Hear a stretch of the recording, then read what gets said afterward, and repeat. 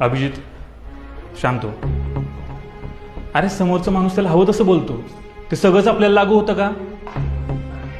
हे बघ, तुला कोणी हुशार म्हणले तू पास होत नाहीस, आणि तुला कोणी मट्ट म्हणले तू नापासही होत नाहीस.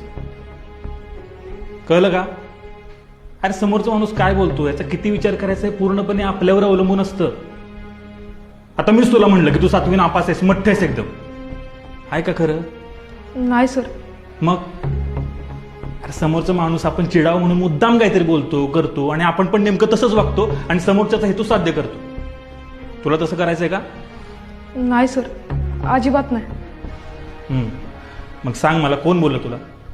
नाव नाही माहित सर, पण 8वीतली पोरं मला 8वी ढ म्हणून चिडवत होती. आलं माझ्या लक्षात कोण असेल ते. बस